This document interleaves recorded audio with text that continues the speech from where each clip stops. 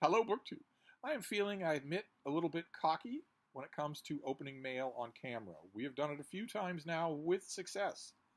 I have girded myself ahead of time, telling myself the mantra, food for thought. That if I encounter something that is aggressively hateful to observable normal reality, that is aggressively hateful to me specifically by name, that is incredibly indulgent in the sexisms or bigotries that have become completely common parlance in the 21st century, I will simply, once I stub my toe on that and realize that's what it is, I will stop what I'm doing, stop all rejoinders to the book, say food for thought, and move on. And I haven't even needed to do that. These last couple of book hauls have been fantastic. And, well, even though pride goeth before the fall, I'm going to do it again. I'm going to do it again for today. There are a lot of boxes here, and they were all brought up to me by my surly houseboy, so I haven't touched anything. And I'm not really sure. I'm kind of loading this fun here because I'm not sure about my upload schedule, or as Mark at Book Time with Elvis would say, schedule, for the weekend. The weather forecast is for pelting rain all weekend long, 3 whole days of rain. Since all the forecasts are unanimous in that, I'm kind of thinking it's not going to happen. That, in fact, not a single drop of rain is going to fall anywhere in Boston for the whole of the weekend. But if, by chance, it does, well, that mucks up my my uploading quite a bit. The little pebbles of Wi-Fi that come out of my router and travel through the sky in order to get to the nearest tower get knocked out of the air by the rain. And in case you're new to the channel and you're thinking, what is this old guy saying? That's not how Wi-Fi works. There aren't little grains of Wi-Fi that fly out of your router and go to the nearest tower. Before you start to say that, think on how you have been told Wi-Fi does work and give me an answer why rain would impede it. Since, of course, the answer is rain wouldn't impede it, I'm assuming that I can assume any kind of meta magic that I want. But anyway, let's do the first package. This first package is the only one that is not a box. Then we have boxes all the way down after that. So let's see what we have here. Oh, fantastic. Okay, this is the finished copy of something that, I'm glad to have a finished copy of this. This is, the editor is George Getschow, and this is Pastures of the Empty Page. This is writers writing about Larry McMurtry, the late author of Lonesome Dove. So that's what this is. It's not to be confused with Tracy Doherty's new biography of Larry McMurtry. They're coming out at the same time, and for once, they're not in any kind of implicit competition with each other. It always kills me when somebody works for 8 years on a biography of Leibniz, and then, unbeknownst to them, somebody else is also working on a biography of Leibniz, and they show up at the same time. That always breaks my heart, because those two books are going to be reviewed together in every review that reviews either one of them. Book section editors look for ways that they can round up titles. They have, the ones that still have hearts feel bad that they aren't covering more than a tiny, minuscule fraction of the books that are out even that week. So if 2 books on the same subject come out in the same week, they will almost always jump at the chance to bundle those together into one review, even though it's harder to find a good reviewer who can do that, because it's twice the work for the same amount of pay.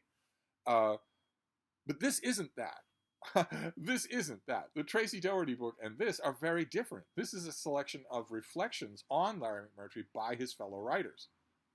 That's very different and actually very complementary to the biography. So, for instance, if you are a huge fan of Larry McMurtry, or for instance, you know somebody who is, we're inching closer and closer to gift-giving time, and keep in mind, in my view, it's always gift-giving time when it comes to books. If you know somebody, maybe an older male relative or whatever, doesn't get into bookstores as much as possible, and you'd love to overjoy that person with some reading, they still do active reading, well, you could do a lot worse than a gift wrap package for no reason at all, for no gift-giving opportunity at all. Just give somebody a gift. Take the time to pick something that you know they're going to like, take the effort to wrap it, and just give it to them for the hell of it, for no reason at all. I know I'm speaking to the converted here, but I absolutely love giving things to people. I like it a lot more than getting things from people, which does not at all relieve you of rule number 2 on this channel, which is to send me your tech. You still must send me your tech. Not because I like getting things, but because I want you to have the feeling of giving. So get to it. But anyway, This and that biography make a complementary package to go together. I don't think it will save them from the fate of roundup reviews. I'm pretty sure that editors will still round these up in reviews, but I'm glad to have a finished copy of this, very much so. Then we've got boxes. So let's look at the box. Try not to upset the bean. Oh my God! I just realized I'm sitting here recording on the fainting couch for the first time in a couple of days, and I just realized something that newcomers to the channel will not make any sense to at all. My surly houseboy took the AC unit out of the window, so now I have a clear view of the field where, for a long time, we saw a suicide bunny. We saw a bunny that walked out into the middle of this grassy field and just sort of hung out there, eating or nibbling around or whatever rabbits do in an open grass field. And I would stop videos to look at the suicide bunny and say, there's no way you can make it to the verge of the woods. There's no way you can make it to the wood pile before a hawk gets to you. And there are hawks all over the place here. There are feral cats all over the place here, to name only 2 predators during the day. We also have a pair of owls that hunt at night. I'm assuming the suicide bunny wouldn't be out in the field at night, I guess. So if the suicide bunny didn't die during the period when I had the AC unit in, you will get updates again. But anyway, let's see what's in this first book. We get all this stuff out of here. What is this first book?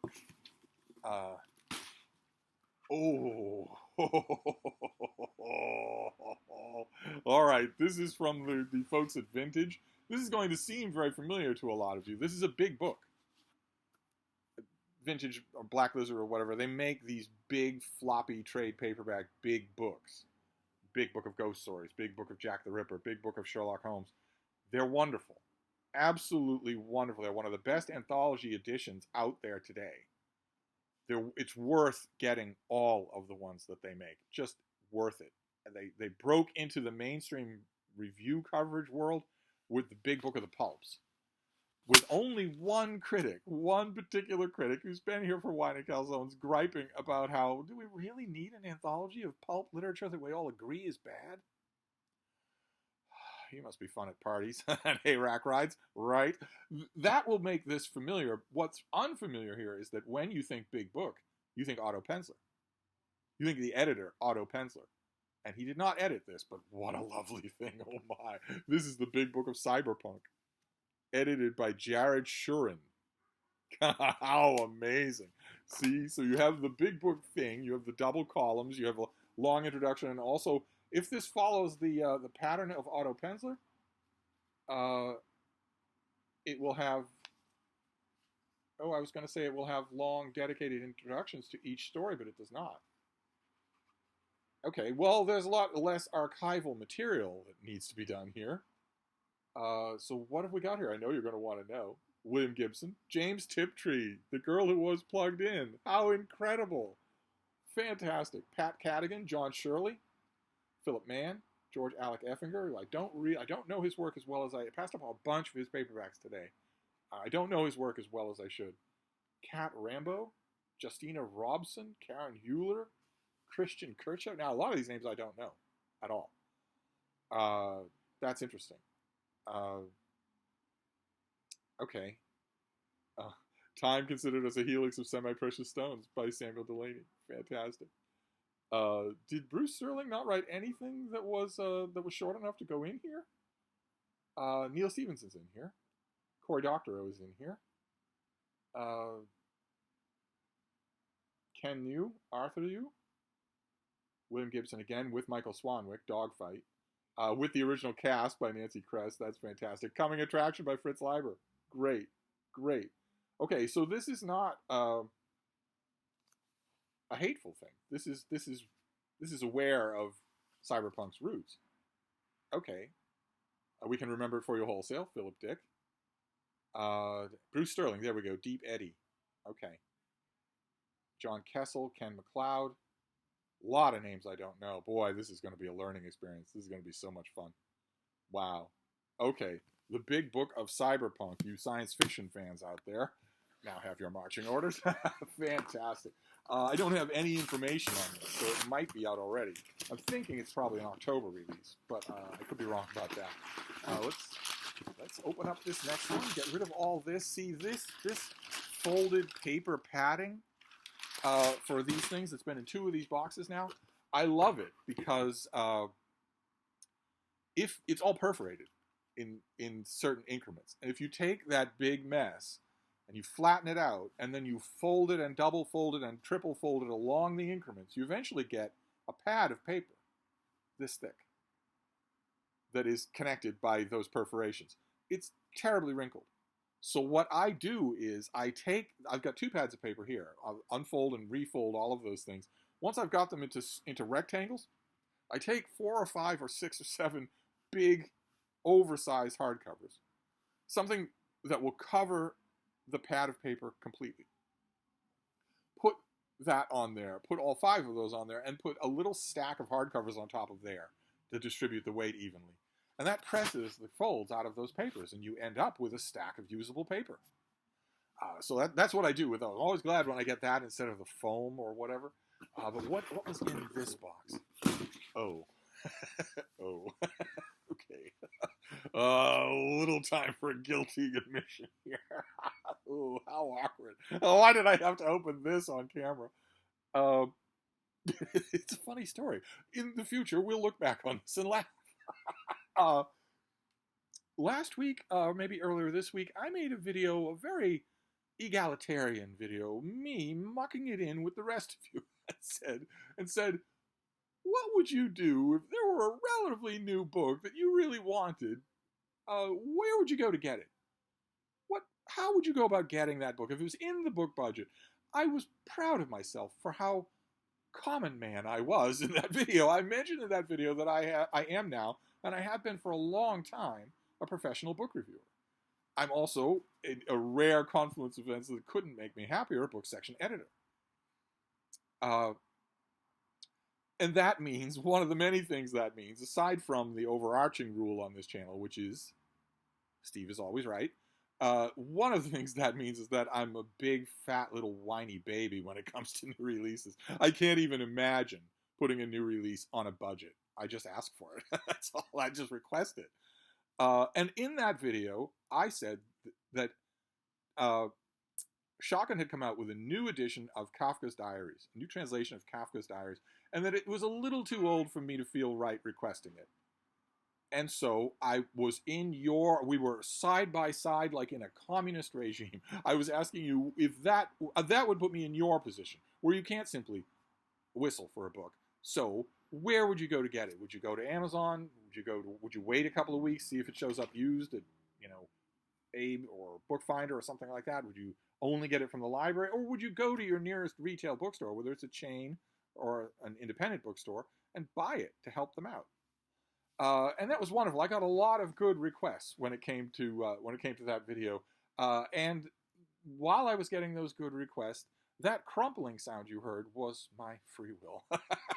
So I just requested. I requested Kafka's Diaries. Isn't this lovely? I actually couldn't bring myself to buy a new release. I just couldn't do it. I'm sorry. It's a very, very old habit of mine. I couldn't bring myself to do it. Not until at least I'd floated a trial balloon. And my trial, I know all these publicists, so my trial balloons tend to be, I know a lot of them. They tend to be pretty successful. So I've got this. It's gonna overjoy me to write about it. I don't care how late I am.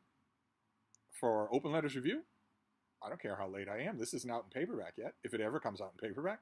And it's lovely. It's a keeper. I knew I wanted it. I'm still curious to know how you get your books. It's just, I couldn't do it. I couldn't do it. I couldn't say, well, I'm going to put this in my Amazon basket and pay $30 for it. No, I can't even do that. All right, then we've got the final box.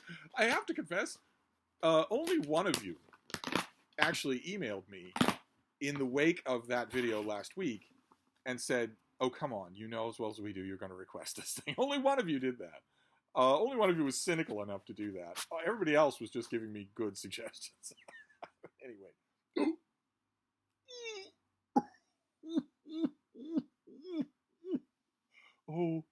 Mail halls are now blessed, not cursed. Okay, the backstory. The Penguin Press. Penguin is coming out, is inducting Marvel Comics into their Penguin Classic line. And they sent me, just the other day, they sent me very nicely, they sent me the latest 3 editions, which are all super teams. The Fantastic Four, the Avengers, and the X-Men. Only they sent them to me in the deluxe hardcovers with the spray, the gilt edges, and the dust jackets and everything. And I know that that was kind on the part of the publicist. They were thinking, well, we know Steve, we really like him, we'll send him the nice ones. And that's great. I'm not bemoaning that at all, but I didn't want the nice ones. Obviously, I don't do well with nice things. I wanted the Penguin Classic Black Spine paperbacks. I have a whole bookcase of them. So in that video, I suggested a deal that if you want those deluxe hardcovers, I will send them to you wrapped. I will send them to you in mint condition if you will send me the 3 trade paperbacks. And one of you took me up on that offer. Now, to protect the person's anonymity, I will refer to them as Laird Menderson. He took me up on that offer. Look at that. The Fantastic Four in a Penguin Classic. Oh my god. So, one thing that I couldn't tell you with those hardcovers, because I wasn't about to unwrap them on camera. I knew I wasn't going to keep them. One thing I couldn't tell you then was what's in these volumes. And now I can. Now, this is a Fantastic Four volume, but you know already, just looking at the cover, that this is not just the first 20 issues of the Fantastic Four, because the Silver Surfer is on the cover from the storyline where the Silver Surfer is introduced. So this has to jump around. Let's see what we have here. We have Fantastic Four number 1, 2, 3, 4, 5. Then 6 to 9, 10, 11. Then it jumps to 48, 49, and 50 and 51. That's the Galactus Saga. That's the Silver Surfer. It looks like this also gives compressed chapters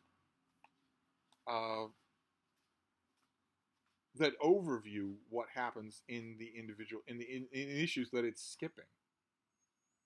That's very interesting. If that were true, let's page ahead. Oh, look at this artwork! Oh, amazing! Stan Lee reintroduced the Submariner. He introduces some early letter columns. They introduce some early letter columns. Okay, you're giving me these individual issues. You introduce the Fantastic Four. You introduce Doctor Doom. Okay, here we go. We have a chapter called Building a World. Fantastic Four 6 through 9. What does that do? Oh, okay. That is what it does. It gives you a narrative overview of what you're missing in those issues, but it doesn't actually reprint them. Then it moves on to number 10. Okay.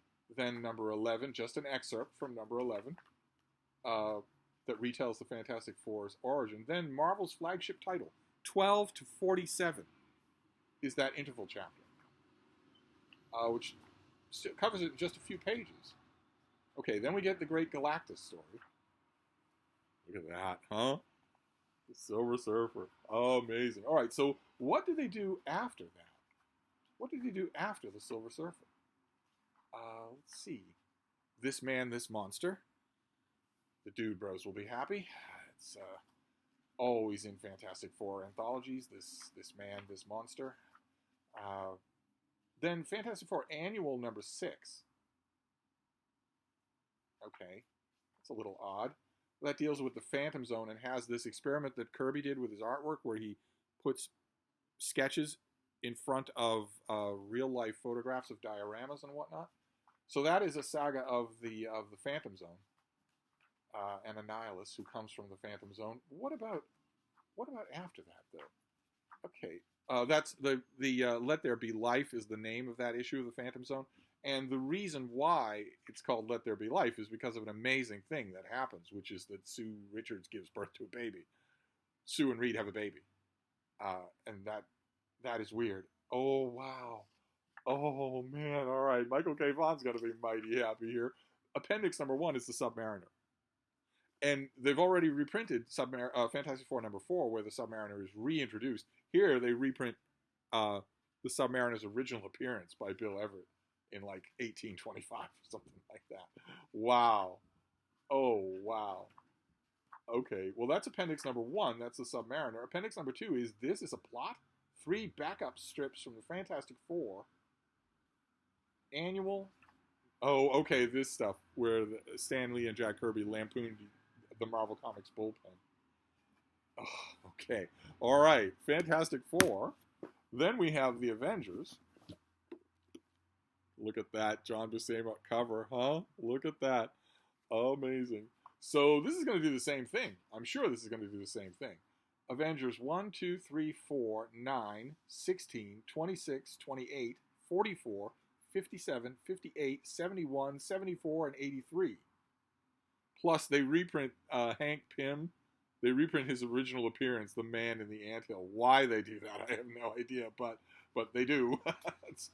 So this jumps around. It has a long introduction, but this jumps around. We have Avengers number 1. As with Fantastic Four number 1, I have roasted these 2 number 1 issues on this channel rather elaborately. So no reason to go over that. I've had my say on them.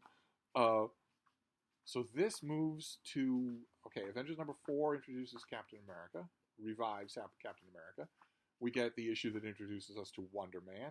We get the changing of the roster where most of the original team members leave and Captain America just has to come up with a new team. So we get a lot of that new team with underrated artwork by Don Heck. Don Heck was never better than when he was writing Cap's Kooky Quartet. Then we get the Avengers in the 40s with in the the numbers 40s on the cover with pencils by John Buscema. It's not really cut out for teen books, but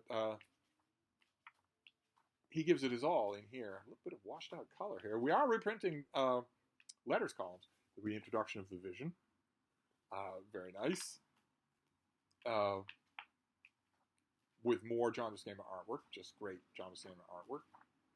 Oh, that continues. All right, even an android can cry. Sal Buscema. Good. Excellent. More John Buscema. Look at that. Fantastic. I have these issues, but to see them in a Penguin Classic, that is just amazing. Just absolutely amazing. There's the first appearance of Valkyrie. She assembles all of the female superheroes in order to take on the male superheroes as part of Women's Lib. And when they finally get around to it, when they finally get around to fighting the male superheroes, they have a battle cry of their own. Up against the wall, male chauvinist pig. And then we have appendices. So we have the man in the anthill here, and then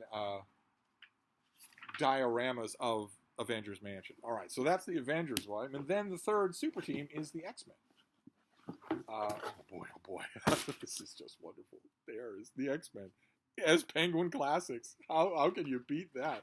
So what have we got in here? Might as well figure it out. This is an introduction by Rainbow Rowell, but of course you aren't obliged to read it. If you don't care about the shape of your book, you could actually tear it out. You could just tear that out. I haven't read that introduction, but I guarantee you beyond a shadow of a doubt that Rainbow Rowell is going to spend the length of that introduction simply lying to you. She's going to say that she's been a comic book fan and specifically an X-Men fan for as long as she can remember. That is not true. That simply is not true. Do I want to know who did the introductions? The foreword for the Avengers volume is by Leigh Bardugo. She's going to tell the same lie. And then the foreword for the Fantastic Four is by Jerry Kraft, who thankfully I've never heard of. But Leigh Bardugo and Rainbow Rowell have not been lifelong comic book fans. They don't know anything about the comics at all. So you can just skip their foreword. I will not because I'm going to be reviewing these, but you can. So this has X-Men 1, 3, 4, 5, 7, 8, 9 to 13, 14, 15, 16, 17 to 40. That covers the middle years, so it's one of those essays. 38, 44, 45, 46, and then it jumps to 41, 42. I imagine they'll make that clear. So is this going to be just the original X-Men? This is not going to be the Claremont and Cockrum reboot. That would make a great Penguin Classic on its own. The reboot that you're all familiar with. But let's see. Yeah, this is the original run on the show on the comic. Danny Fingeroth artwork. I wonder if this is going to go all the way to Neil Adams' artwork. That would be interesting. Let's see. Let's see if it does. Marvel has the right to do that. Let's see if... Yes, look at that. They do go all the way to Neil Adams. Wow. Wow. Okay, so this is a storyline that introduces the X-Men Cyclops. We learn in this storyline that he has a brother, and that his brother is also a mutant and has amazing energy wielding powers. This Sentinel storyline, boy oh boy, look at that! Look at that artwork by Neil Adams, just wonderful. Okay, so we have that storyline, the famous Sentinel storyline, and it ends there. So we have appendices as well, but they're not particularly connected with the X-Men. Oh my. Okay, so we have 3 super teams now. The original lineup was individuals. We had Captain America, Spider-Man, and the Black Panther. Here we have super teams. The Avengers, the Fantastic Four, and the X-Men. Oh my, am I going to enjoy writing about these. Oh my. So the swap, the deal has been effected. I now have the versions of these things that I want, and the versions of the deluxe hardcovers are winging their way to their grateful recipient, Laird Menderson. And then we have Kafka's Diaries. I still want to know where you get your books. How awkward. We have the big book of cyberpunk to add to my shelf of big books, and pictures, pastors of the empty page. Writers writing about knowing or maybe not knowing Larry McMurtry. Great. Fantastic. So that is the mail for today. I would say that it is every bit as giddily successful as all the previous mail hauls have been. So we might have broken this curse. That would be great. We shall see. I'll let the mail accumulate, and I'll try this again. So I will see you then. Thank you, BookTube.